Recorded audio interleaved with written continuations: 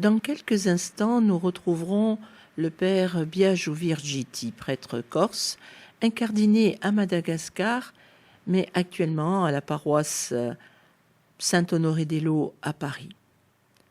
Il nous propose les commentaires de la parole de ce dimanche. Bonne écoute.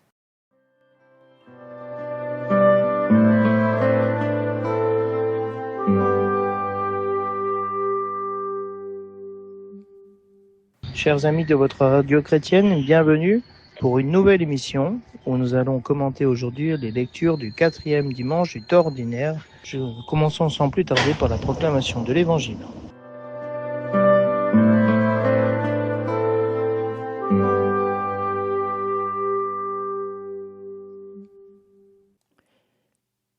Évangile de Jésus-Christ selon saint Luc. En ce temps-là, la foule se pressait autour de Jésus pour écouter la parole de Dieu, tandis qu'il se tenait au bord du lac de Génézareth. Il vit deux barques qui se trouvaient au bord du lac. Les pêcheurs en étaient descendus et lavaient leurs filets. Jésus monta dans une des barques qui appartenait à Simon et lui demanda de s'écarter un peu du rivage. Puis il s'assit et de la barque il enseignait les foules. Quand il eut fini de parler, il dit à Simon : « Avance au large et jetez vos filets pour la pêche. » Simon lui répondit : « Maître, nous avons peiné toute la nuit sans rien prendre, mais sur ta parole, je vais jeter les filets. » Et l'ayant fait, ils capturèrent une telle quantité de poissons que leurs filets allaient se déchirer. Ils firent signe à leurs compagnons de l'autre barque de venir les aider. Ceux-ci vinrent, et ils remplirent les deux barques à tel point qu'elles enfonçaient. À cette vue, Simon-Pierre tomba à genoux de Jésus en disant : « Éloigne-toi de moi, Seigneur, car je suis un homme pécheur. » En effet, un grand effroi l'avait saisi, lui et tous ceux qui étaient avec lui, devant la quantité de poissons qu'ils avaient pêchés. Et de même, Jacques et Jean, fils de Zébédée, les associés de Simon. Jésus dit à Simon : « Sois sans crainte. Désormais ce sont des hommes que tu prendras. » Alors ils ramenèrent les barques au rivage, et laissant tout, ils le suivirent.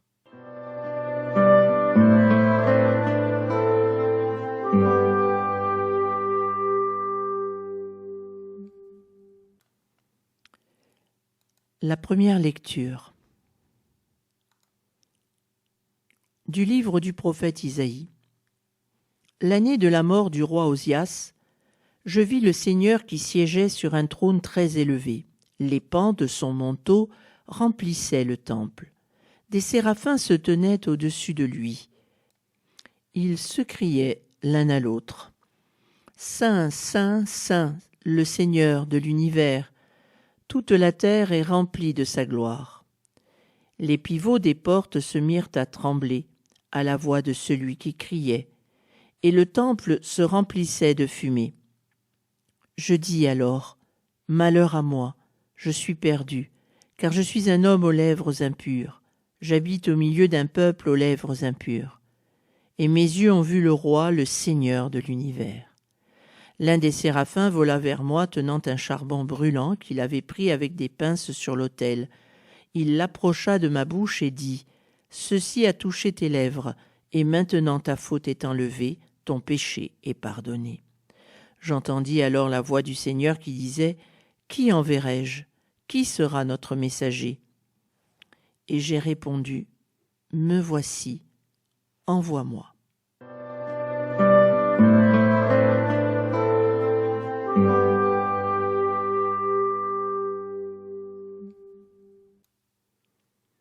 Le refrain du psaume 137 : « Je te chante, Seigneur, en présence des anges. » De tout mon cœur, Seigneur, je te rends grâce. Tu as entendu les paroles de ma bouche. Je te chante en présence des anges.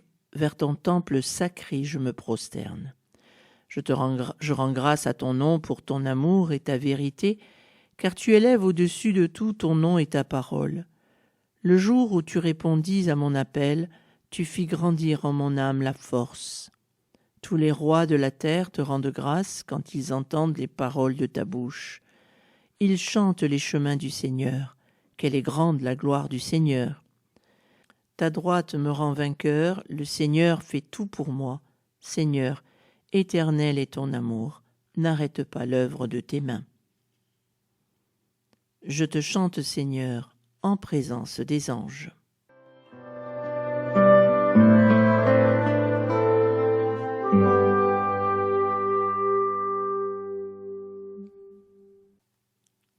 La deuxième lecture de la première lettre de saint Paul apôtre aux Corinthiens.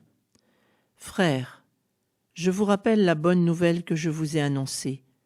Cet évangile, vous l'avez reçu, c'est en lui que vous tenez bon, c'est par lui que vous serez sauvés, si vous le gardez tel que je vous l'ai annoncé.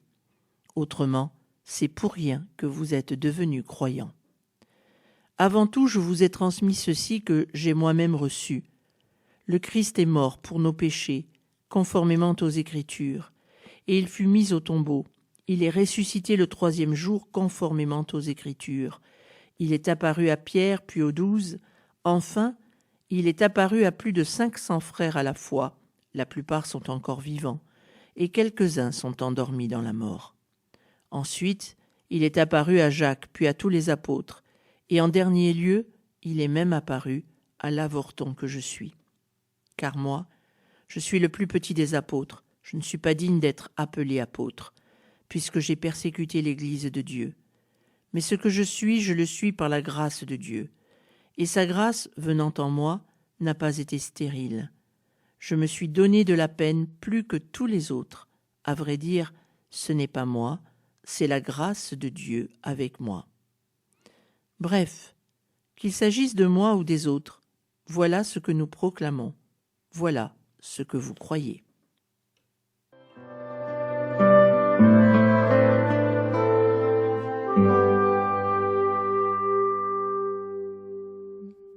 Les lectures de ce dimanche nous font entrer dans l'appel prophétique à suivre le Seigneur.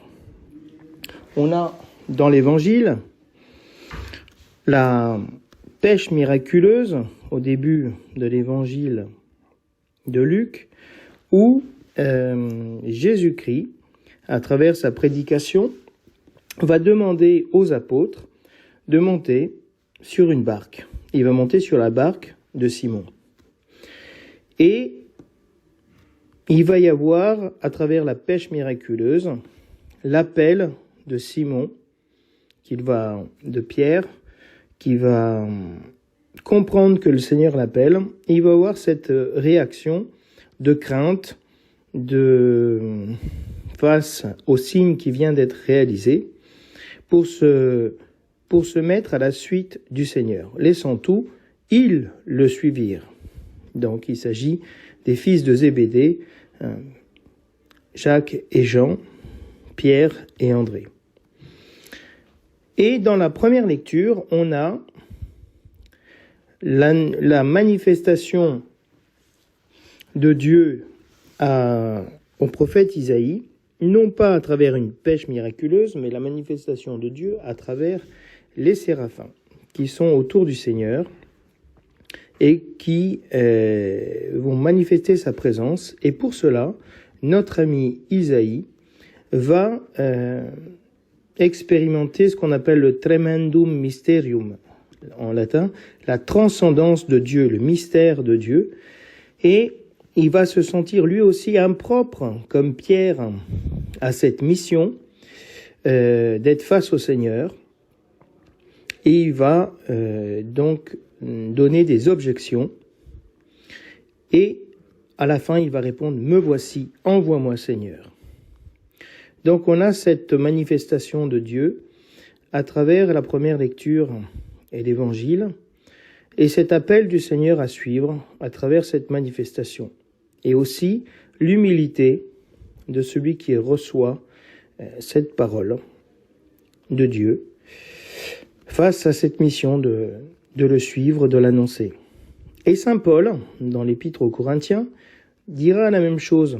Lui, il annonce la parole, et il dit qu'il est le plus petit des apôtres. Il n'est pas digne d'être appelé apôtre, parce qu'il a persécuté l'Église. Mais ce qu'il est devenu, il est grâce à Dieu.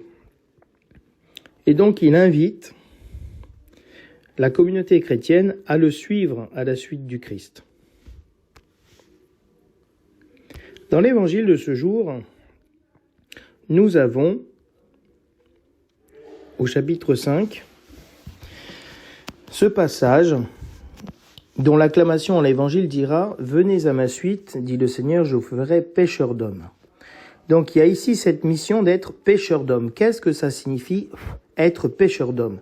C'est ce qu'on appelle en latin ipsissima verba, les paroles mêmes de Jésus. Parce que c'est un langage un peu crypté. Qu'est-ce que ça veut dire pêcheur d'hommes? Pêcher des hommes dans la mer, pourquoi on va pêcher des hommes avec un filet, etc. Et donc, on va comprendre dans l'événement comment Jésus-Christ fait pour pêcher Pierre et les apôtres et les sortir de la mer dans laquelle ils sont et faire d'eux des apôtres, des missionnaires de l'évangile et qui vont pêcher des hommes. Et nous allons voir. Donc la foule se presse autour de Jésus pour écouter la bonne nouvelle qu'il annonce et il est au bord du lac de Génézareth, donc au bord du lac de Galilée. Et là, Jésus-Christ qui sait cueillir les opportunités que Dieu lui donne, il voit 2 barques qui sont au bord, avec des pêcheurs qui avaient descendu leurs filets et les avaient déjà lavés, rangés, si vous voulez, pour la pêche du lendemain. Et Jésus monte dans une barque qui appartient à Simon. Et il s'écarte du rivage. Il n'y avait pas de micro à l'époque. Comment faire porter la voix facilement? Sur l'eau. Sur l'eau, le son se répand très vite et très loin. Il est amplifié. Donc Jésus-Christ, comme bon orateur, bon catéchiste, monte sur une barque et donc de la mer, il va avec sa parole pêcher les foules. Et quand il a fini sa catéchèse, il demande à Simon d'aller au large. Le pape Jean-Paul II, quand il a promulgué l'année jubilaire en 2000, le motus qu'il avait, c'était « duc in altum », va en eau profonde. Plus que le large, le terme grec et latin indique le fait des eaux profondes. Donc, évidemment, les eaux profondes, elles sont plutôt au large, c'est-à-dire au centre du lac. Et jetez vos filets pour la pêche. Première objection de la part de Simon, c'est qu'ils ont peiné toute la nuit sans rien prendre. Donc ils sont dans un échec. Des pêcheurs qui vivent de la pêche, dans un lac aussi poissonneux et grand que celui de Galilée, c'est un échec cuisant. Et donc, il dit, ok, on n'a rien fait, on n'a pas réussi à pêcher, mais sur ta parole, je vais jeter les filets. Donc déjà, Pierre, qui a écouté, Simon, qui a écouté la prédication de Jésus, a déjà été touché par cette parole. Comme il est touché par cette parole, il peut obéir et croire dans l'invitation que lui fait le Christ. Et il va jeter les filets. Donc il remet tout le monde dans les bateaux. Il recharge les filets et il part.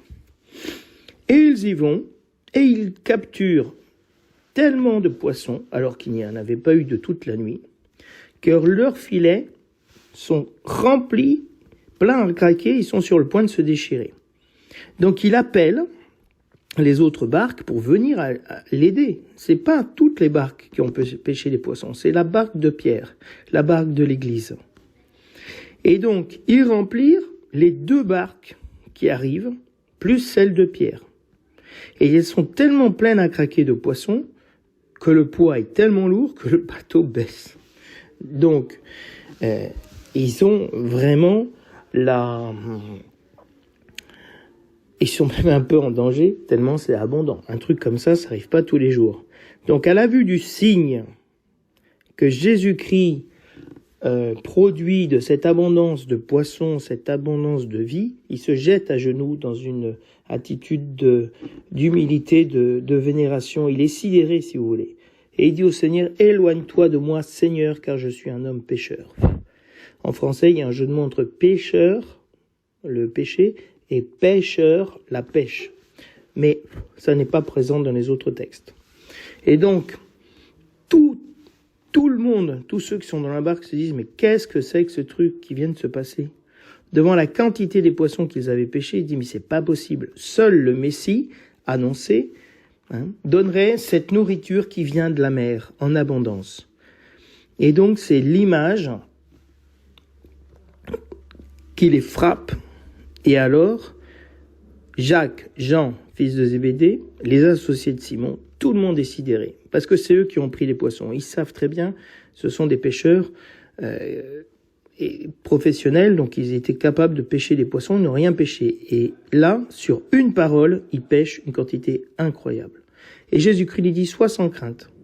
Ce sont maintenant des hommes que tu prendras. C'est-à-dire, je te change, je te garde ton métier, mais je te change de destination.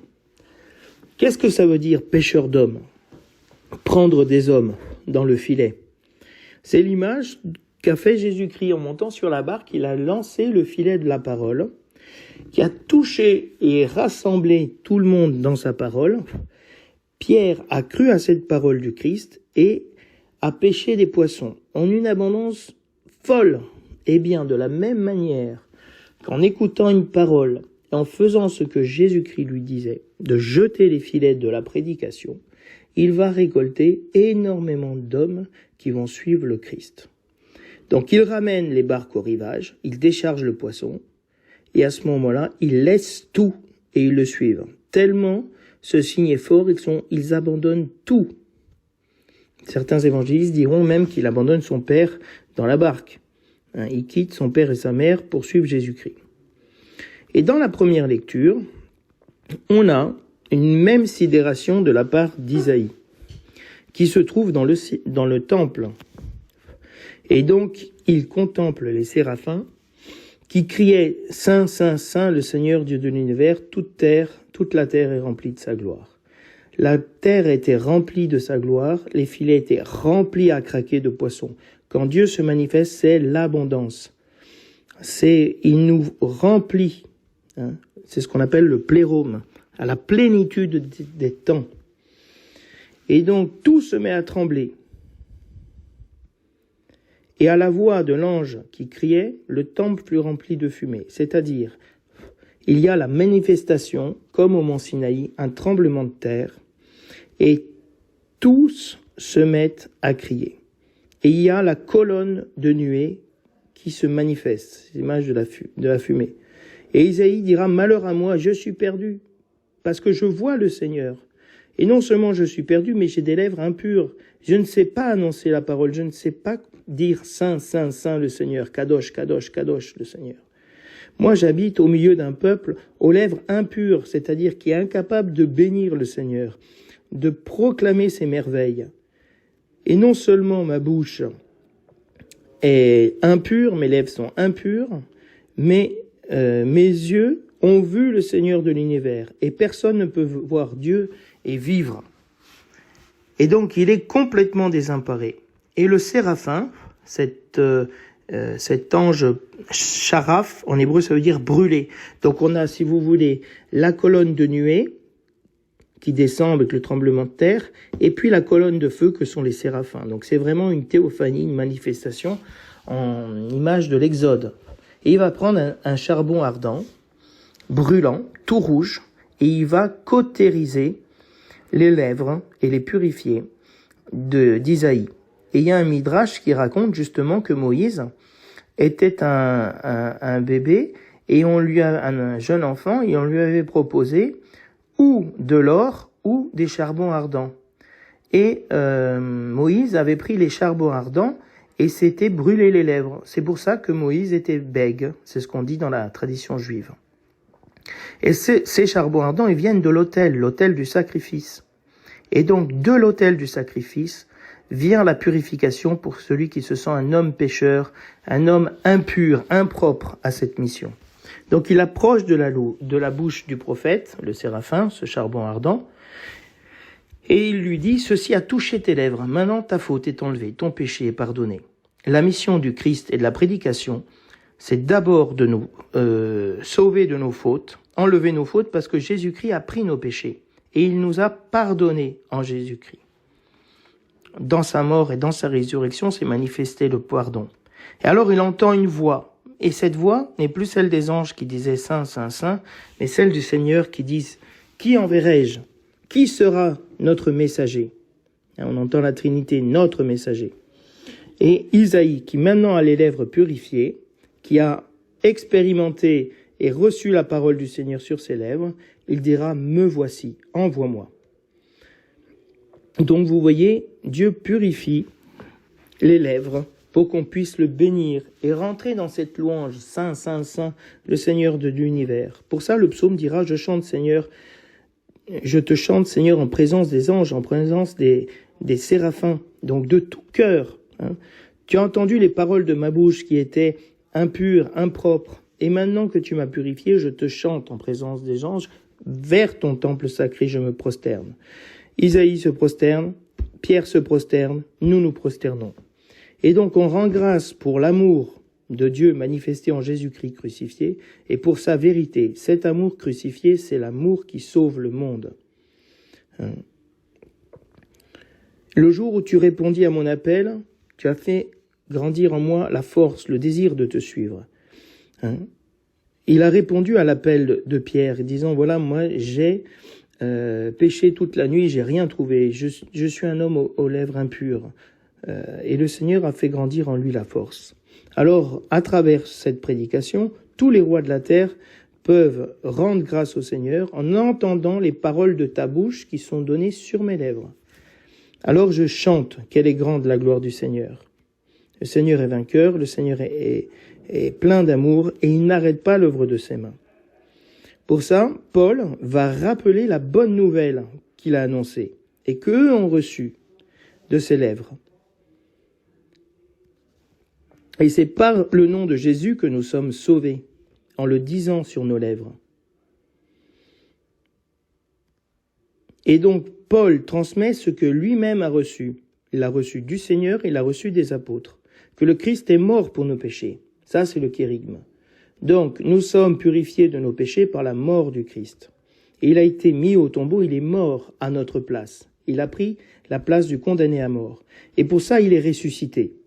Et même il est apparu à Pierre et aux 12, non plus lors de la pêche miraculeuse, mais une fois ressuscité, lors d'une autre pêche miraculeuse qui aura lieu dans l'évangile de Jean. Et donc, il est apparu à Jacques, qui a reçu l'appel lui aussi, et aux autres apôtres qui étaient dans la barque avec lui. Il est apparu même à l'avorton, qu'est Paul. Et Paul se considère comme un fœtus avorté, comme le moindre, le plus petit des apôtres.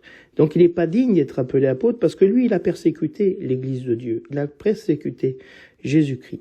Mais ce que je suis devenu, j'ai été purifié comme Isaïe de ses lèvres, impur, comme Pierre de son indignité, grâce à Dieu. Et sa grâce, sa purification en moi n'a pas été stérile. Et je me suis donné de la peine plus que tous les autres. Et c'est-à-dire que cette parole, elle est capable de nous faire des choses incroyables, plus que ceux autour de nous qui n'ont pas reçu cette parole.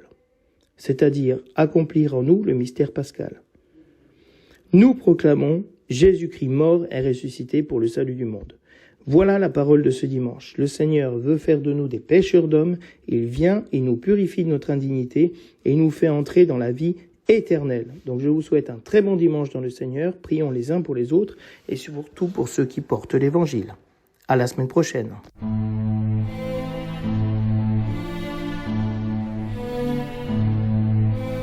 Je vous ai choisi, je vous ai établi, pour que vous alliez et viviez de ma vie. Demeurez en moi, vous porterez des fruits. Je fais de vous mes frères et mes